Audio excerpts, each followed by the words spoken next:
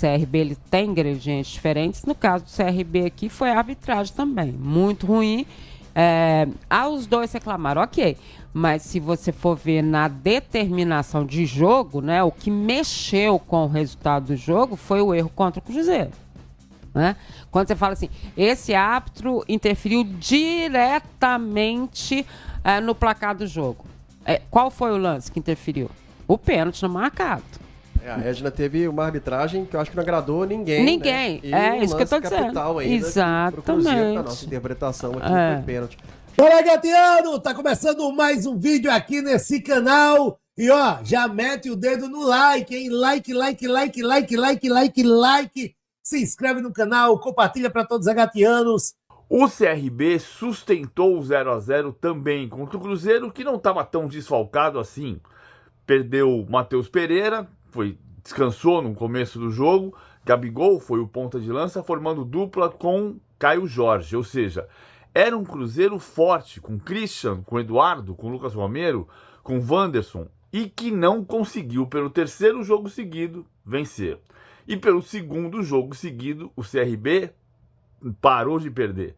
Depois das 6 rodadas sem vitória, 4x0 no Novo Horizontino e agora o 0x0 contra o Cruzeiro. O CRB decide em Maceió e pode avançar para as quartas de final da Copa. Mas é isso, gente. Falar que o Cruzeiro jogou com uma formação tradicional nesse 4-2-2-2, abrindo Wanderson, abrindo Christian, tendo hoje o Gabriel Barbosa como organizador, o Caio Jorge à frente. Isso é blá blá blá para hoje, gente. Isso é blá blá blá, isso é conversinha fiada. Tá faltando bola na casinha. Tá faltando o Cruzeiro entender o que é também uma competição como essa. O Cruzeiro vai ter muita dificuldade de encarar o CRB. Por mais que a gente acredite que o CRB vai jogar com um pouco mais de ousadia no Rei Pelé, gente, as oitavas de final estão abertas. Estão abertas. Hoje, eu não consigo cravar que o Cruzeiro vai se classificar, pô. Cruzeiro é um time que não sabe fazer mais gol. Tá com muita dificuldade, muita dificuldade. E vou falar um negócio, se o Eduardo Barroca fosse um pouquinho mais corajoso, mas como a gente tá falando aqui de uma competição óbvia de Copa do Brasil, que ainda tem o enfrentamento número 2 lá na cidade de Maceió, é claro que ele ia ficar um pouco mais seguro. Mas se ele fosse um pouquinho mais ousado, eu garanto para os senhores que ele ia explorar melhor o contra-ataque. Ele ia explorar mais o contra-ataque. Então, o que eu vejo no Cruzeiro hoje é que sim, faltam peças para mexer na equipe no segundo tempo. Mas que mexa de verdade. Mude um pouco dessa característica do Cruzeiro. Como eu falei e volto a repetir, falta o Cruzeiro o individual. O que a gente estava conversando antes, até vindo aqui para o Mineirão e tudo mais, o CRB não fez nada diferente daquilo que a gente imaginava, né? Ele se segurou numa situação ofensiva, saiu na boa, foi algumas horas em que o Cruzeiro teve dificuldade ali no contra-ataque deles, fez a história, tirou a velocidade do Cruzeiro, ficou ali esperando, né? Assim, não fez nada daquilo que a gente não imaginava que ele iria fazer. Ou que um time, né, com a distância técnica que existe, não fosse fazer diante do Cruzeiro. Quem é que vai jogar aberto aqui contra o Cruzeiro no Mineirão? Mas não vai mesmo, né? Mas eu acho que o Cruzeiro está tendo muita dificuldade quando a marcação chega. Praticamente isso que a gente está dizendo, né, das finalizações, tudo, a gente está contando tudo, tá?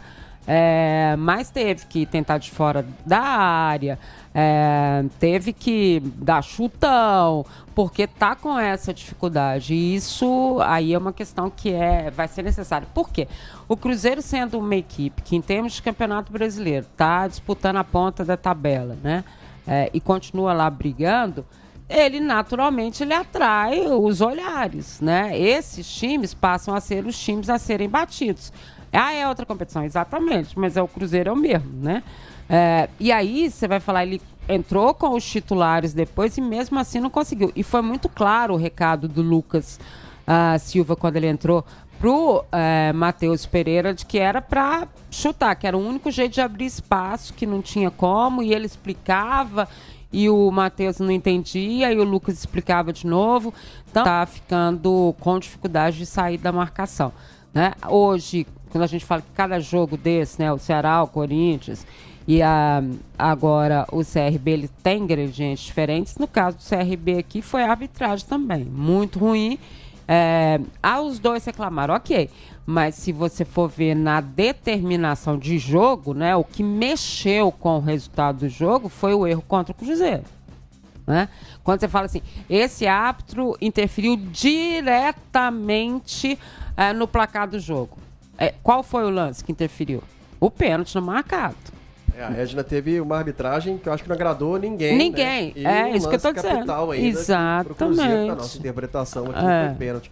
Vou procurar realmente não me alongar e tentar sintetizar aqui esse empate sem gols entre Cruzeiro e CRB. Um empate realmente que traz assim uma frustração, até porque se criou uma expectativa de que o Cruzeiro iria apagar aquela má impressão e o que ficou devendo domingo diante do Ceará naquela derrota por 2-1, jogo válido pelo Campeonato Brasileiro. Realmente foi decepcionante.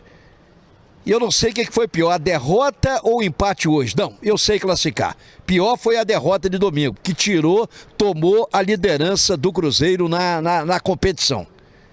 Eu acho que foi pior, né? A derrota é sempre pior, claro, do que o empate. E o empate aqui hoje não é também pra gente fazer tempestade em copo d'água, não, e achar que, poxa, o empate, agora o Cruzeiro tá eliminado. Não tá eliminado, não, é mata-mata, pô, é lá. Cruzeiro é copeiro, meu amigo. E lá o CRB, eu tava dizendo há pouco, não vai fazer o futebol, o esquema que fez. Futebol não, porque não apresentou futebol. Veio com um esquema fechadinho, ferrolho, marcação, começou 11 lá atrás e esporadicamente chegava lá na defesa do Cruzeiro. Essa é a realidade. Nada mais que isso. Então lá, a proposta realmente do time celeste, aliás, do time do CRB, será completamente diferente. E terá que ser completamente diferente, porque eles vão jogar em casa, na atmosfera deles, com o apoio da torcida deles, que aliás não vai intimidar a equipe celeste.